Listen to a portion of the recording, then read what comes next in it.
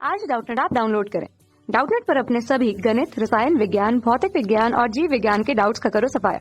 बस प्रश्न की फोटो खींचो, एक ही प्रश्न को क्रॉप करो और तुरंत वीडियो सोल्यूशन पाओ। अभी डाउनलोड करें। प्रत्येक 3 मिलीमीटर व्यास वाली 2.4 मीटर लंबाई की तांबे की तार एवं 1.6 मीटर लंबाई की स्टील की तार दोनों को ही छोरों पर जोड़ा गया है। जब उन्हें किसी भार के द्वारा खींचा जाता है तो लंबाई में कुल विस्तार 0.7 मिलीमीटर पाया जाता है। तो आरोपित भार कितना है ये हमको बताना है। ठीक है, तो दोस्तों आवश्यकता अनुसार हम चित्र का निर्माण कर लेते हैं। ठीक है, पहले तार के लिए देखते हैं। तो पहला तार जो है वो कितना लंबा है दोस्तों, 2.4 मीटर लंबा है। और दूसरा तार जो है उसके लिए व्यास का मान तो समान ही है, 0.3 मिलीमीटर जैसा दिया है वैसा ही दोनों के लिए समान है। ठीक है, अनुप्रस्थ पार्ट को हम वृत्त मानते हैं क्योंकि व्यास दिया हुआ है। ठीक है, दूसरा तार जो है वो थोड़ा सा छोटा है अपेक्षाकृत और उसकी लंबाई का मान हमको दे दिया है 1.6 मीटर। ठीक है, पहला जो तार है उसके पदार्थ का मान और यंग प्रत्यास्थता गुणांक का मान हमको दिया है। पदार्थ जो है पहले के लिए तांबा है और उसके यंग प्रत्यास्थता गुणांक का मान प्रश्नानुसार दिया है तो उपयोग करेंगे। दूसरा जो है वो स्टील का है, इस्पात का है, तो उसके लिए भी हमको दे दिया गया है यंग प्रत्यास्थता गुणांक का मान। तो उसी के सहारे हम भार का मान निकालेंगे। ठीक है, दोनों को छोरों पर जोड़ दिया गया, ये छोर है। ठीक, एक लंबाई का मान हम लिख लेते हैं। ऊपर वाला जो तार है वो तांबे का तार है और उसकी लंबाई हमको दे दी गई है 2.4 मीटर। नीचे वाला तार जो है वो इस्पात का है अर्थात स्टील का, तो उसकी लंबाई का मान हमको दे दिया गया है 1.8 मीटर। छोरों पर जोड़ा गया और नीचे भार आरोपित किया गया है। तो भार हम नीचे आरोपित कर देते हैं। तो भार की वजह से क्या होगा, लंबाई में वृद्धि होगी। ठीक है, लंबाई में वृद्धि होगी क्योंकि यंग प्रत्यास्थता गुणांक का मान दिया है जिसमें हम विकृति देख सकते हैं। विकृति क्या होता है, आकृति परिवर्तन बटे प्रारंभिक आकृति का ही मान होता है। तो आकृति परिवर्तन दोनों के लिए हमको दिया गया है योग करके। ठीक है, 0.7 मिलीमीटर कुल विस्तार होता है। कुल विस्तार अर्थात दोनों का मिला के जो विस्तार हुआ 0.7 मिलीमीटर होता है। ठीक, तो डेल्टा एल कुल मिलाकर कितना हुआ, वो हो गया 0.7 मिलीमीटर।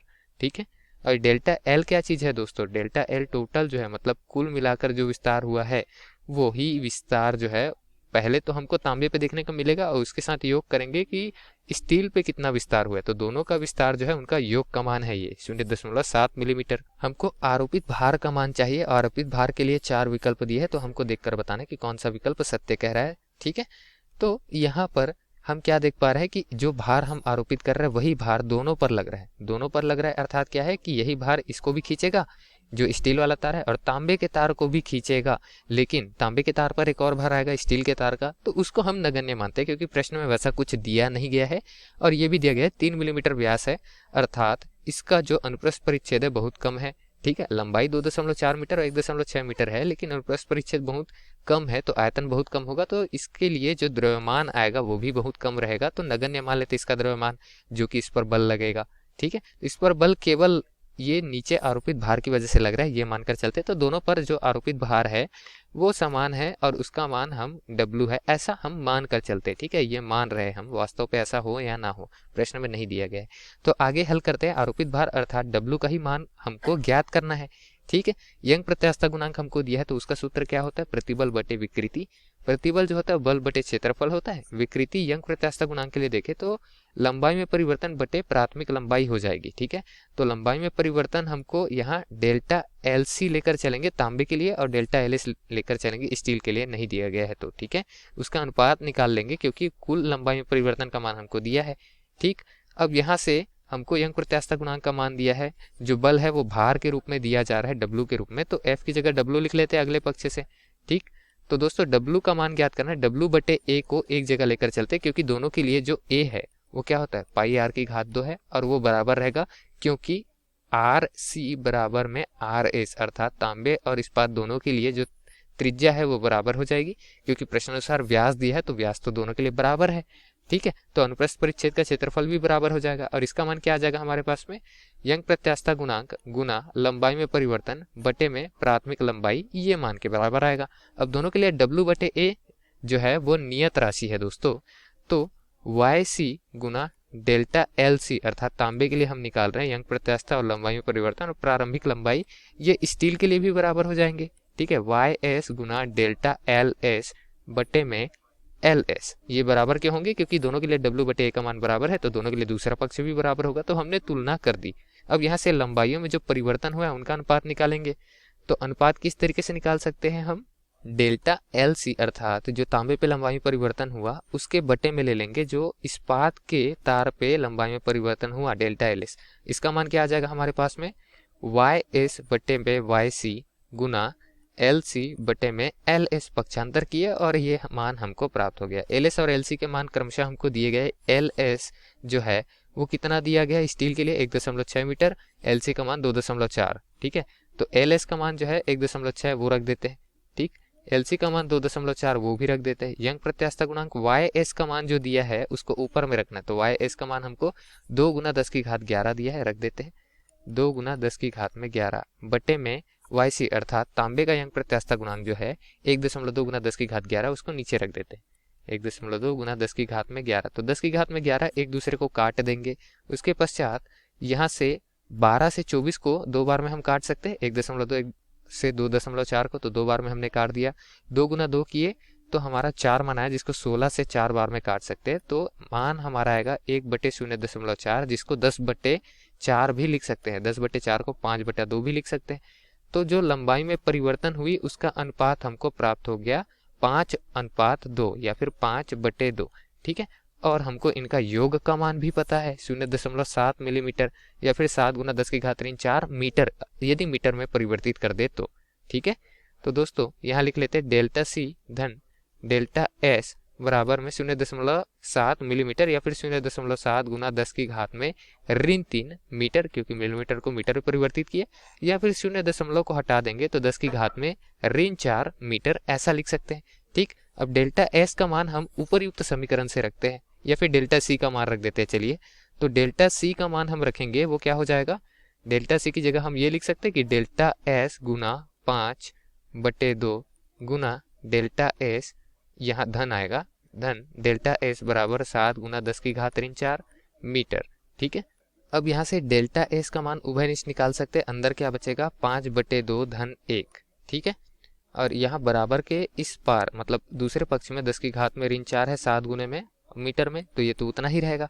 ठीक, डेल्टा एस का मान चाहिए तो बाकी सारी चीजें जो है उसका पक्षांतर कर देंगे। 5/2 धन 1 को हम क्या लिख सकते हैं, ये हो जाएगा हमारे पास में 7/2। ठीक है, तो 7/2 का पक्षांतर करेंगे 2/7 हो जाएगा, 2/7। ठीक है, दूसरे पक्ष में गया तो गुना 7 गुना 10 की घात में ऋण 4 ये लिख सकते हैं, तो 7 से 7 कटेगा। ठीक, और मीटर के रूप में मतलब मीटर के मात्रक में जो भी स्टील के लंबाई में परिवर्तन हुआ वो हमको प्राप्त हो जाएगा 2 गुना 10 की घात में ऋण 4 मीटर। ठीक है, वैसे ही तांबे के लिए मान निकालेंगे तो तांबे के लिए क्या आ जाएगा 7 गुना 10 की घात ऋण 4 ऋण 2 गुना 10 की घात ऋण 4, क्योंकि ये समीकरण है हमारे पास में। ठीक है, दोनों का योग का मान 7 आ रहा है, तो एक का मान 2 है दूसरे का मान 5 होगा। 5 गुना 10 की घात ऋण 4 जो है तांबे की लंबाई में परिवर्तन हुआ है, ये हमने मान प्राप्त कर लिया। वैसे हमको लंबाई में परिवर्तन तो प्राप्त नहीं करना था, भार निकालना था, तो भार निकालने के लिए ही हमने ये समीकरण बनाया है। अब हमको आरोपित भार चाहिए दोस्तों, तो भार के लिए किस तरीके से हम सूत्र लगा सकते हैं, यहाँ पर देखिए हमने जो समीकरण बनाया है इसी समीकरण को हम भार के रूप में लिखना चाहे तो क्या लिख सकते हैं, हम ये लिख सकते हैं कि y डेल्टा एल बटे में एल गुने में ए। ठीक है, तो यहाँ किसी एक के लिए निकालना है तो एक के लिए मान रख देंगे डेल्टा एल का। चलिए हम तांबे के लिए लेकर चलते हैं। ठीक है, तो वाई सी रख देंगे, डेल्टा एल सी रख देंगे और एल सी रख देंगे मान में। तो अनुप्रस्थ परिच्छेद का क्षेत्रफल पाई आर की घात 2 होता है। ठीक, नीचे से लिख लेते हैं इसको क्योंकि बहुत बड़ा समीकरण ये होने वाला है। ठीक है, पाई आर की घात 2 लिखना है। आर का मान हमको नहीं दिया है लेकिन हमको डायमीटर अर्थात व्यास का मान दिया है 3 मिलीमीटर, तो 3 मिलीमीटर का आधा करेंगे 1.5 मिलीमीटर हो जाएगा त्रिज्या का मान। ठीक है, आर बराबर में d/2 अर्थात में 3/2 अर्थात में 1.5 मिलीमीटर। ठीक है, और इस मिलीमीटर को मीटर में परिवर्तित करेंगे तो 10 की घात में ऋण 3 हम लगा देंगे और इसकी पूरी की घात 2 रख देंगे क्योंकि ये वृत्त के क्षेत्रफल का मान है। वाई सी का मान अर्थात तांबे के लिए यंग प्रत्यास्थता गुणांक का मान हमको 1.2 गुना 10 की घात 11 दिया है, तो रख देंगे 1.2 गुना 10 की घात में 11 गुना लंबाई में परिवर्तन तांबे में कितना हुआ है 5 गुना 10 की घात में ऋण 4 मीटर, और तांबे की प्रारंभिक लंबाई थी वो हमको कितनी दे दी गई थी दोस्तों, तांबे के लिए 2.4 मीटर दे दी गई थी, तो 2.4 नीचे बटे पे आ जाएगा। अब फिर यहाँ से 1.2 से 2.4 को काटेंगे तो 2 बार में जाएगा। ठीक है, आगे हल करेंगे 1.5 को हम यदि 15 लिख दे और 10 की घात ऋण 4 लिख दे तो 15 की घात 2 क्या हो जाएगा, वो हो जाएगा हमारे पास में 225। 10 की घात ऋण 4 की घात 2 करेंगे तो 10 की घात ऋण 8 हमको प्राप्त होगा।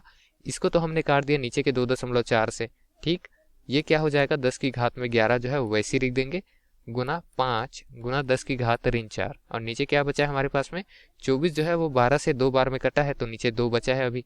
ठीक है, 24 और 12 क्यों कह दिया हमने, दोनों ही पक्षों में, तब ऊपर और नीचे अंश और हर में 0.1 अंक पीछे ले गए, तो समीकरण संतुलित हो गया।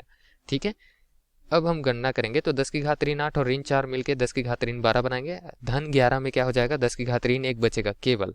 ठीक, अब 225 को 5 से गुना करेंगे तो 1125 हमको प्राप्त होगा, तो लिख देते हैं 1125 गुना पाई गुना 10 की घात ऋण 1 भी तो है तो उसको भी लिख देते हैं, और बटे में 2 है उसको भी लिख लेते हैं। पाई का मान 3.14 लेके हल करेंगे, गुना करेंगे 1125 से, तो मान क्या प्राप्त होगा, 3532.5 लगभग प्राप्त होगा। 10 की घात ऋण 1 है तो उसको हम हल करते हुए क्या लिख देंगे, 0.25 लिख देंगे, जो 32.5 था उसको। ठीक है, अब बटे में 2 अभी भी है, तो बटे के 2 का मान हम हल करेंगे दोस्तों, 176.625 लगभग प्राप्त होगा, जो न्यूटन पे मार रहेगा, या फिर इसको हम ऐसा भी लिख सकते हैं 1.76 गुना 10 की घात में 2 न्यूटन। ठीक है, अब ये जो मान हमारा आया है उत्तर पे, ये भार का मान है। ठीक है, लगभग मान है, तो विकल्प में चलकर देखते हैं कि कौन से मान से यह निकटतम मान है। तो हम देख रहे हैं विकल्प बी में दिया है 1.8 गुना 10 की घात 2 न्यूटन, तो यही दिए गए प्रश्न का सही उत्तर हो सकता है, जो कि निकटतम मान है हमारे द्वारा प्राप्त किए गए उत्तर का।